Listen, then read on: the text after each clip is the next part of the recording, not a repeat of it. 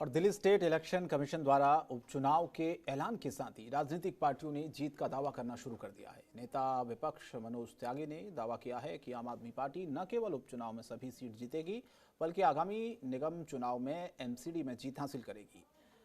बता दें आपको कि मनोज त्यागी ने कहा कि भारतीय जनता पार्टी 14 सालों से दिल्ली नगर निगमों में सत्ता में है। इन 14 सालों में भारतीय जनता पार्टी के नेताओं ने निगम में सिर्फ भ्रष्टाचार किया है। त्यागी ने कहा कि बीजेपी शासित भ्रष्टाचार को लेकर वो जनता के बीच जाएंगे, अरविंद केजरीवाल के विकास कार्यों को जनता के सामने रखेंगे। पूर्वी दिल्ली नगर निगम की 3 सीटों पर उपचुनाव हो रहे हैं। इन सभी सीटों पर पहले से ही आम आदमी पार्टी का कब्जा रहा है। आम आदमी पार्टी के 3 पार्षदों के विधायक बनने पर यह सीट खाली हुई है। मनोज त्यागी ने कहा, आम आदमी पार्टी दोबारा न केवल इन सीटों पर जीत दर्ज करेगी बल्कि आगामी निगम चुनाव में पूर्ण बहुमत से जीत दर्ज करेगी। आपको बता दें कि दिल्ली स्टेट इलेक्शन कमीशन ने 28 फरवरी को दिल्ली की 3 सीटों पर उपचुनाव की घोषणा की है। इन सीटों में त्रिलोकपुरी, कौंडली और चौहान बागर की वार्ड शामिल है। तो इसमें ये साफ साफ समझ में आता है कि निगम के अंदर जो भारतीय जनता पार्टी के नेता बैठे हैं, ये आदमी नहीं है, ये भेड़िए हैं। भेड़िए कैसे? जो आदमी तो आदमी, कुत्तों को भी ठगने से बाज नहीं आ रहे हैं। कुत्तों की भी बंदीकरण पे जो खर्चा हो रहा है उसमें से भी पैसे को खाने का काम कर रहे हैं। तो मैं इनको भेड़िया मानता हूं। ये तमाम काम भारतीय जनता पार्टी के जो नेता बैठे हैं नगर निगम को अंधेरे की तरफ ले जाने के लिए, दिल्ली सरकार पे आरोप प्रत्यारोप लगाने के लिए जो प्रस्तावित आए हैं, जो अगले वर्ष की प्रस्तावित आए हैं, उनका भी एक जो गोल है, जो अपना लक्ष्य है, उसको बहुत ही कम रख रही है। पिछले वर्ष की आय से भी कम रख रही है। इससे साफ स्पष्ट होता है कि इनकी नीयत खराब है। और दिल्ली नगर निगम में 4 महीनों से सैलरी नहीं मिलने से पैरामेडिकल स्टाफ की टीम और नर्स 23 दिनों से लगातार हड़ताल पर है। हालांकि कल उत्तरी दिल्ली के महापौर ने सैलरी देने की घोषणा की है, जिसके बाद आज नर्स और पैरामेडिकल स्टाफ की टीम को 3 महीनों की सैलरी दे दी गई है, लेकिन अन्य दूसरे कर्मचारी को 1 महीने की ही सैलरी दी गई, जिसकी वजह से अन्य कर्मचारी अभी नाराज हैं और हड़ताल जारी रखने की बात कर रहे हैं। उनका कहना है कि जब तक सभी कर्मचारियों की पूरी सैलरी नहीं आएगी तब तक हड़ताल जारी रहेगी। नर्स यूनियन का ये कहना है कि मीटिंग के बाद ही यह फैसला लिया जाएगा। नर्सों का कहना है, जनहित के लिए हम हड़ताल वापस कर सकते हैं। हालांकि हड़ताल को लेकर अब निगम कर्मचारी बढ़ते नजर आ रहे हैं। सर कोई सैलरी नहीं दी जा रही। सिर्फ अगस्त तक की सैलरी आई है हमारी, उसके बाद कोई सैलरी नहीं आई है। ना कोई एरियर आया है, बोनस आया है, कुछ नहीं आया, ना कोई अनाउंसमेंट आई है। इससे पहले भी हम दिवाली से पहले मेयर साहब से मिले थे, उन्होंने बोला था 3 महीने की सैलरी दे देंगे हम आपकी। जब भी उन्होंने झूठे वादे किए, आज भी झूठ बोल रहे हैं। जितना झूठ हो सकता है वो सब झूठ फैल रहे हैं। बस हॉस्पिटल की आज फिर दे दी है, हमें फिर छोड़ दिया। और ईस्ट दिल्ली में निगम के कर्मचारियों की हड़ताल के बाद दिल्ली की सड़कें कूड़े से पटी हुई हैं। चारों तरफ कूड़े का अंबार है। बता दें कि विधानसभा दिल्ली के लगातार जिस तरह से एक अलग अलग जगहों पर दिल्ली में कूड़े के ढेर नजर आ रहे हैं, ये ईस्ट दिल्ली की तस्वीर है। मनीष सिसोदिया और बीजेपी निगम पार्षद विपिन बिहारी का कहना है, लेकिन इसके बावजूद भी लोग बदहाल जिंदगी जीने को मजबूर हैं, क्योंकि लगातार सरकार की तरफ से अपनी दलीलें दी जा रही हैं, लेकिन दूसरी तरफ जो कर्मचारी हैं वो साफ साफ ये आरोप लगा रहे हैं कि उन्हें सैलरी नहीं मिल पा रही है। लोगों का तो यहाँ तक कहना है कि दिल्ली सरकार और एमसीडी के बीच चल रही जंग का खामियाजा आम जनता भुगत रही है, क्योंकि हर जगह आपको कूड़े का ढेर नजर आएगा। निगम का यह कहना है कि दिल्ली सरकार उसका फंड नहीं दे रही है, जबकि दिल्ली सरकार का यह दावा है कि उसने निगमों को फंड दिया है। अब सवाल यह है कि आखिर सरकार बनाम एमसीडी की जंग दिल्ली वालों को कब तक तंग करेगी।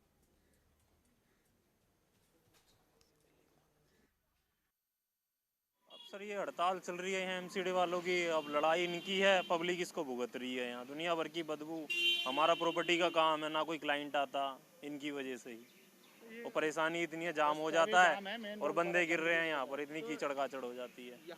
सर ये पहले ही यहाँ कोरोना की इतनी दिल्ली में महामारी फैल रही है, इसके कूड़े के ना उठने से और यहाँ बीमारी फैलने लग रही है। अब ये तो गवर्नमेंट का आपस का जो है क्या मतलब है, लेकिन जनता तो पिछड़ी हो ना। अब इनको जनता जिताती है काम के लिए, सफाई के लिए, सारे को जो है कोई क्षेत्र पे ध्यान ही नहीं दे रहा। सब अपने अपने जो है मस्ती में मस्त हैं। यहाँ इधर क्षेत्र आता है कोई नहीं है। यहाँ के विधायक कौन है? यहाँ के विधायक मनीष सिसोदिया जी हैं, दिल्ली के उप मुख्यमंत्री है जब की वो, ये उनका एरिया है। ये हालत देखो, हमने सबसे गंदा एरिया इस एरिया से देखा नहीं है। पूरी दिल्ली के अंदर सबसे गंदा एरिया ये कहलाता है, पटपड़गंज वार्ड।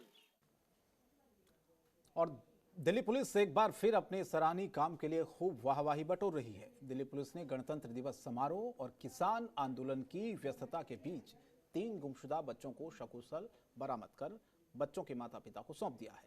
जानकारी मिली है कि मालवीय नगर थाना में लगभग 4 साल और 5 साल के 2 बच्चों के लापता होने के बारे में पीसीआर को शिकायत की गई थी। नेपसराय थाने में 6 साल की बच्चे की गुमशुदगी की रिपोर्ट दर्ज की गई थी। पुलिस ने तत्परता से कार्रवाई करते हुए बच्चों को बरामद कर लिया। परिजन अपने बच्चे को पाकर काफी खुश हैं, पुलिस को धन्यवाद दे रहे हैं। दिल्ली पुलिस ने हमको उम्मीद थी पुलिस के ऊपर ही कि शायद हम पुलिस को बोलेंगे तो हमारे बच्चे जल्दी मिल जाएंगे, इसलिए हमने इंक्वायरी की और हमारी पुलिस ने मदद की और हमारे बच्चे भी मिल गए। पुलिस मतलब हमारी लास्ट उम्मीद पुलिस पे ही थी, तो इन्होंने जिस तरीके से इतनी जल्दी में खोज लिया वो बहुत, उनकी जितनी भी तारीफ़ करें वो कम है। तो उस हिसाब से हम लोग तो काफ़ी घबरा गए थे। हमने मतलब खुद भी, मतलब मैं, मेरे पापा हैं, भाभी हैं, वो सारे जगह चिराग दिल्ली में वैसे ढूंढा, कहीं नहीं मिले। फिर पुलिस को कॉल किया। परेशानी थी, बट उसमें एक बच्चा जो शिवांग था वो काफ़ी एक्टिव था और कुछ बता रहा था। इस कारण उसने बताया कि मैं ऐसे मैं दिल्ली का रहने वाला हूँ, और उसी दौरान हमें थाने से भी इतला मिल चुकी थी और उसी कॉल पे हम पहुँच चुके थे। तो हमें पता था कि भाई यहाँ से चिराग दिल्ली से ही वो बच्चे गए हैं, वही बच्चे हैं। फिर उनको पेरेंट्स को बुलाया गया, उन्होंने उसको आइडेंटिफाई किया और उसके आइडेंटिफाई करने के बाद उन्हें आइडेंटिटी और उनको हैंड ओवर किया गया। केंद्रीय गृह मंत्री अमित शाह ने दिल्ली के 2 अस्पतालों का दौरा किया। अमित शाह ने गणतंत्र परेड के दौरान हिंसा में घायल पुलिसकर्मियों का हालचाल जाना, उन्हें बेहतर इलाज का आश्वासन दिया। उनके साथ दिल्ली पुलिस कमिश्नर भी मौजूद थे। अस्पताल में अभी 5 पुलिसकर्मी भर्ती हैं और सभी को अस्पताल प्रशासन की ओर से बेहतर इलाज भी दिया जा रहा है। आपको बताएं कि दिल्ली में किसान ट्रैक्टर परेड के दौरान हुए उपद्रव के दौरान करीब 350 से ज्यादा पुलिसकर्मी घायल हुए हैं।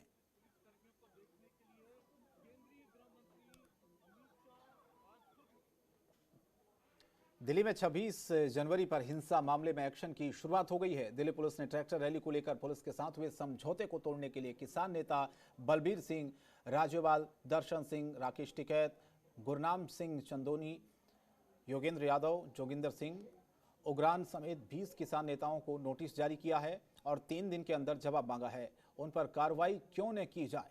इसके अलावा पुलिस ने लुकआउट नोटिस भी जारी कर दिया है और पासपोर्ट भी जमा करने की हिदायत दे दी है।